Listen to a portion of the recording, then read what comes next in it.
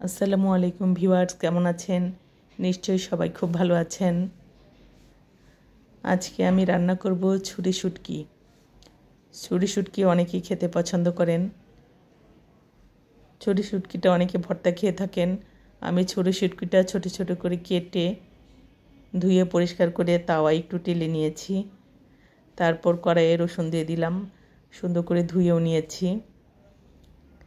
গরম পানি দিয়ে ধুয়ে নিয়েছি আমি পরিষ্কার করে। বেশি করে রসুন কুচি দিয়ে রসুনটা ফ্লেভার যখন ছড়াবে তখন আমি পেঁয়াজ কুচি দিয়ে দিলাম। আমি এটা ভুনা করব, সেজন্য বেশি করে পেঁয়াজ দিয়েছি, পেঁয়াজ রসুন দিয়েছি। পেঁয়াজ রসুনটা কিছুটা ভাজা হয়ে গেলে আমি কিছু টমেটো দিয়ে দিব এতে।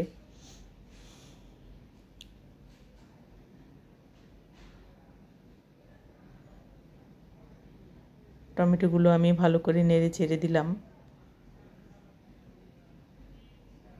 রান্না সবাই পারে, সবাই সবার মতো করে রান্না করে। আমি যেভাবে রান্না করছি সেটাই শেয়ার করছি। লবণ দিয়ে দিলাম, লবণটা দিয়ে দিলাম টমেটোটা যাতে গলে যায়। তারপরে আমি বেশি হলুদ মরিচ মশলা দিয়ে কষিয়ে শুটকিটা দিয়ে দিলাম। এখন আমি শুটকিটা দিয়ে আস্তে আস্তে কষাবো, তাহলে শুটকির ভেতর মশলাটা ঢুকবে। এই জন্য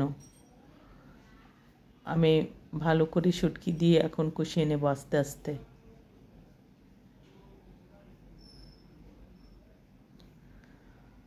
আস্তে আস্তে কষানো হতে হতে তেল উপরে চলে এসেছে। যত কষাবেন, যত ভাজবেন, ততই এটা খেতে সুস্বাদু হবে, ভালো লাগবে। আমি খুব অল্প জালে আস্তে আস্তে এটা রান্না করেছি।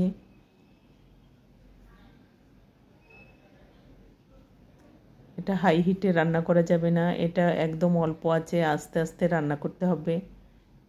যে আস্তে আস্তে রান্না করতে করতে ভাজতে ভাজতে এই অবস্থায় এসেছে আমার। আমি কিছু কাঁচামরিচ দিয়ে দিলাম ফ্লেভারের জন্য।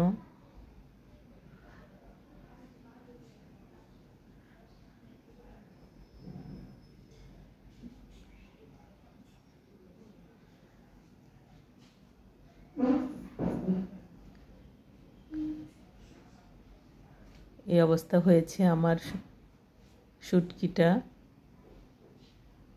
তারপর আমি পরিবেশনের জন্য বেড়ে নিলাম একটা সার্ভিং ডিশে। লুকিংটা এরকম হয়েছিল, খেতে খুবই সুস্বাদু হয়েছিল, সবাই অনেক পছন্দ করেছে।